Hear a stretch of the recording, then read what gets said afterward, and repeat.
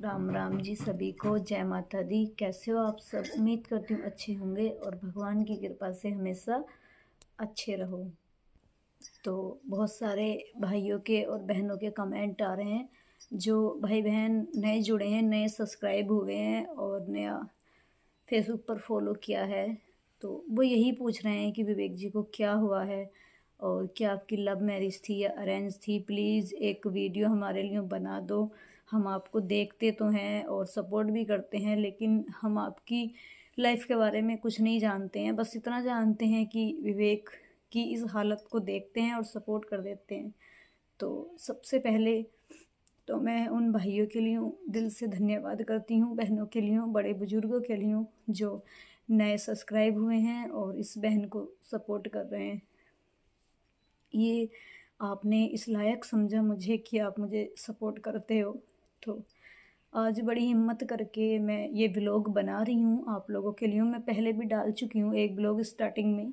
जो भाई बहन पुराने जुड़े हुए हैं उनमें से कुछ तो वीडियो देखते हैं, कुछ नहीं देखते हैं, क्योंकि अगर सभी लोग वीडियो देखते तो व्यू भी सही आते। तो कुछ भाई बहनों ने मुझे सब्सक्राइब कर रखा है लेकिन वो वीडियो नहीं देखते हैं, नहीं होता होगा उनके पास टाइम। तो लेकिन जिन्होंने भी सब्सक्राइब किया है सबकी आभारी रहूँगी। और मैं आपको बता दूं कि क्या हुआ है विवेक जी को। तो मेरी शादी हुई थी सन 2020 में, 17 मार्च को रात की शादी थी। सन 2021 में 12 फरवरी को मुझे बेटा हुआ था। सन 2022 में 18 अगस्त को विवेक जी का चोट लगी थी। उस दिन जन्माष्टमी का व्रत भी था जिस दिन विवेक जी का ये एक्सीडेंट हुआ था। तो विवेक जी दवाई लेने जाते थे मेरे बेटे की। ये जब 8-9 महीने का था, पूरा तो मेरे भी याद नहीं रह रहा है अब। तो मैं उसके लिए क्षमा चाहती हूँ कि थोड़ा बहुत मैं सही से नहीं भी कह पाई, क्योंकि मेरा भी दिमाग अब काम नहीं करता है। तो मैं पहली क्षमा चाहती हूँ, क्योंकि जो लोग मेरा पुराना व्लॉग देख रहे हैं वो फिर इसमें कमेंट करेंगे कि उसमें थोड़ा अलग बताया, इसमें अलग। तो मैं पहले ही बता दूँ कि उस टाइम तो मेरे सब कुछ याद था।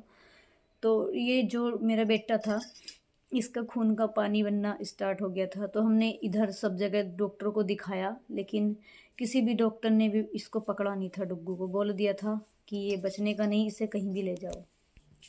तो फिर इसको हम मुजफ्फरनगर, ईश्वर चंद्रा करके डॉक्टर हैं, वहाँ पे लेके गए थे। वहाँ मेरी मौसी की लड़की की शादी हुई है मुजफ्फरनगर साइड।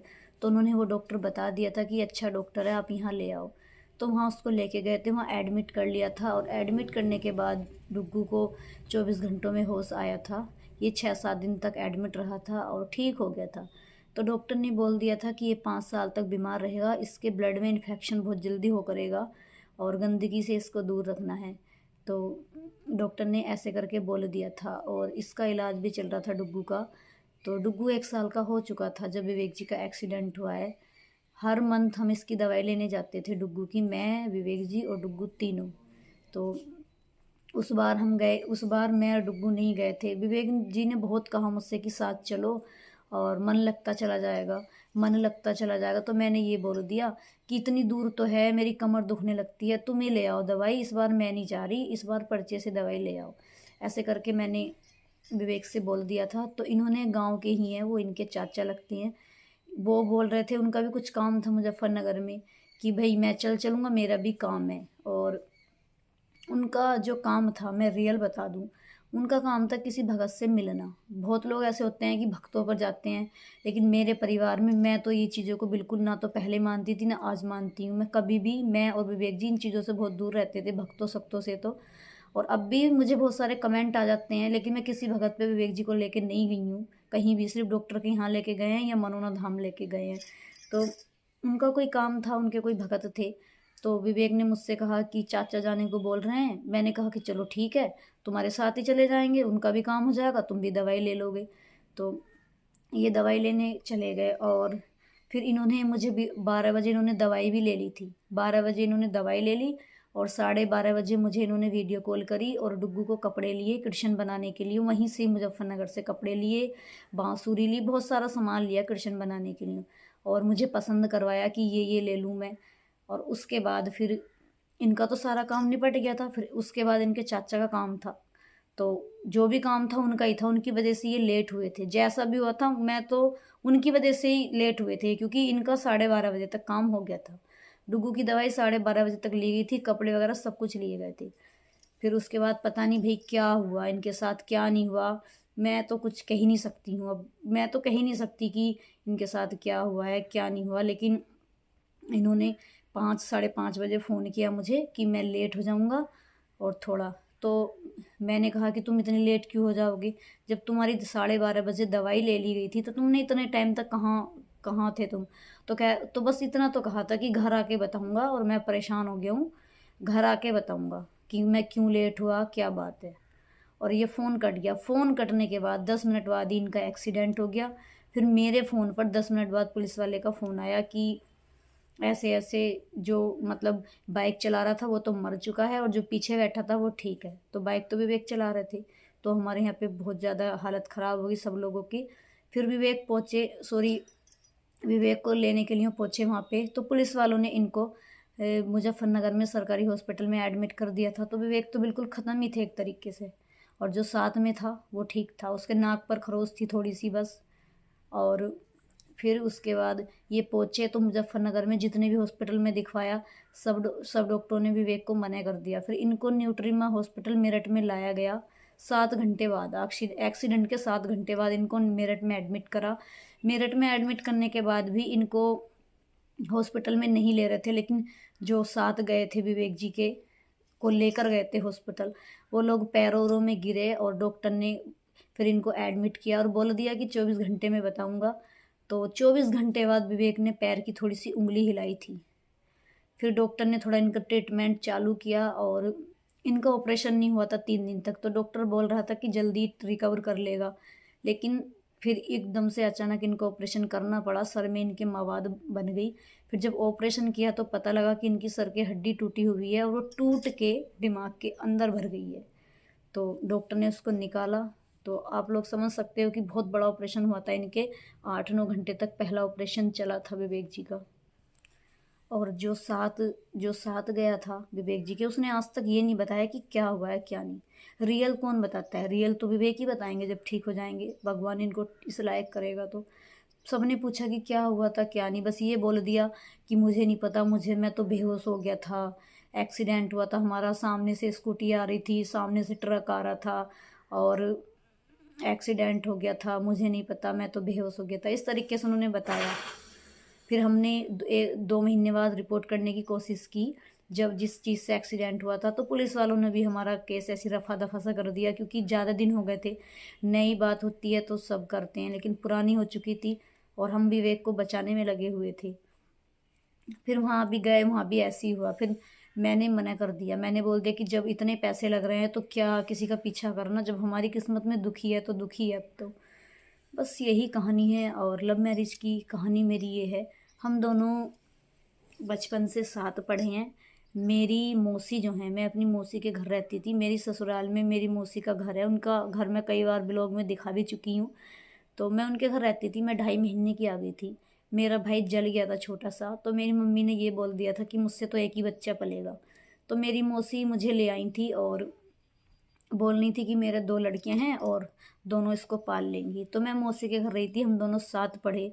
फिर उसके बाद हम दोनों की बात हुई, और फिर उसके बाद हम दोनों में प्यार हुआ। तो मैंने अपने घर पे बता दिया कि ऐसे ऐसे, और विवेक ने अपने घर पे बता दिया। तो घर के मान गए थे, क्योंकि विवेक सही लड़का था। अगर ये गलत होते तो मेरे घर के क्यों शादी करते, नहीं करते ना। तो मेरे मम्मी पापा मान गए थे, और मेरी शादी बिल्कुल धूमधाम से जैसे सबकी होती है ऐसी हुई थी। और खूब मेरे घर को ने माल भी दिया था, जैसे मतलब विवेक की लिमिट थी उससे ज़्यादा ही मेरे घर को ने शादी करी थी, अच्छी शादी करी थी मेरी। तो बस यही मेरी लव मैरिज की कहानी है। बहुत सारे कमेंट आते हैं कि आपने अपने माँ बाप के खिलाफ होके शादी की है तो आप उसका कर्म भोग रही हो। मुझे ऐसे कमेंट भी आए हैं, बहुत दिल दुखता है।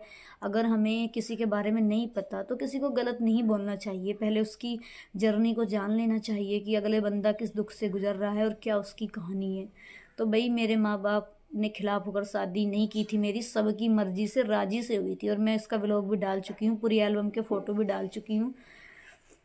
बस यही है एक अधूरी कहानी मेरे जीवन की। सारी बात कह दी आप लोगों को, लेकिन आँख का आंसू नहीं सूखा, क्योंकि यही है बस, भगवान ने जो किया है मेरे कर्मों का ही फल है शायद। मैं तो अपने आप को ही कह रही हूँ, भगवान को तो दोष ही नहीं दे रही। लेकिन अब तो भगवान ठीक कर दे, अब तो इस लायक कर दे कि ये 2 बातें मुझसे करें और बैठें उठें। तो जो भी मेरे नए सब्सक्राइब हैं, नए भाई बहन जुड़े हैं, नए माता पिता जुड़े हैं, यही मेरी सच्चाई है। और ऐसे तो मैं बताऊंगी तो बहुत बड़ी कहानी हो जाएगी, बहुत बड़ा व्लॉग भी हो जाएगा। बाकी अगर कभी टाइम मिलेगा तो फिर बताऊंगी थोड़ा बहुत। विवेक जी जो थे वो मुझसे बहुत ज़्यादा प्यार करते थे, बहुत ही ज़्यादा। जितना आप लोग मेरा देख रहे हो ना व्लॉग में, ये मेरा कुछ भी नहीं है विवेक जी के सामने। विवेक जी तो मुझसे बहुत ही ज़्यादा करते थे। तभी तो ऐसा लगता है कि भगवान ऐसा दुख क्यों देते हैं किसी को। और विवेक कितने अच्छे थे, मतलब हमारे गांव में इनकी कोई बुराई नहीं कर सकता, हमारे आस पड़ोस का क्षेत्र भी विवेक जी की बुराई नहीं कर सकता। ऐसा बंदा थे विवेक, ऐसे बंदे थे विवेक, इनकी कोई भी बुराई नहीं कर सकता। सब यही कहते हैं हमारे गांव के आस पड़ोस के लोग भी कि भाई वो लड़का ठीक हो जाए, वो लड़का ठीक हो जाए। आप लोग तो जानते भी नहीं हो, फिर भी आप लोग प्रार्थना दुआएं करते हो। कोई बुराई भी नहीं करता, कोई कमियां भी नहीं निकालता, फिर भी पता नहीं ये कौन से कर्म है हमारे जो हम भुगत रहे हैं। शायद कुछ ज़्यादा ही बुरा किया है जब हम इस चीज़ को देख रहे हैं और सहन कर रहे हैं। बस यही कहानी है हम दोनों की। साथ पढ़े, साथ रहे, शादी भी कर ली। और विवेक जी के साथ तो मैं 2 ही साल रही हूँ। सन 2020 में शादी हो गई थी, 21 में बेटा हुआ था, 22 में इनका ये हादसा हो गया था। तो शादी करके कोई सुख नहीं भोगा, दुख ही दुख भोग रही हूँ, पहले बेटे की तरफ से और अब पति की तरफ से। तो लगता है कि मेरे ही कर्म खराब है, मुझे अपने ही कर्म खराब लग रहे हैं। लेकिन जब याद करती हूँ ना मैं इन चीज़ों को, तो रोंगटे खड़े होते हैं मेरे। क्या लाइफ थी हमारी और आज क्या हो गई। क्या लाइफ थी, क्या कैसे हम रहते थे साथ। सब कुछ ख़त्म होया हुआ है। पता नहीं कब ये शुरुआत होगी, कब हमारी लाइफ पहले जैसी होगी। और कल मैंने एक व्लॉग डाला था, तो उसमें मैं रो रही थी विवेक जी के उसमें, क्योंकि अब मैं थोड़ी परेशान चल रही हूँ 4-5 दिन से। तो उसमें कई सारे बहनों के भाइयों के कमेंट आए हैं कि सच्चाई को एक्सेप्ट करो, सच्चाई को एक्सेप्ट करो, सच्चाई को समझो, सच्चाई को जानो। और जब विवेक पर इलाज करवाती रहो, लेकिन जो सच है वो सच है, ये कभी ठीक नहीं होगा, ये कभी इस लायक नहीं होगा। तो भाई हाथ जोड़ती हूँ, जो भी ऐसे कमेंट करता है ऐसे कमेंट मत किया करो, क्योंकि एक सांस की कीमत मैं जानती हूँ कि मेरे पति की एक सांस की कीमत कितनी है। आप लोग भी जानते हो, तभी तो आप लोग मुझे सपोर्ट कर रहे हो, मेरा साथ दे रहे हो। तो जब आप लोग मेरे पति की सांस की कीमत जान रहे हो, तो सोचो मैं कितनी जानती हूँ।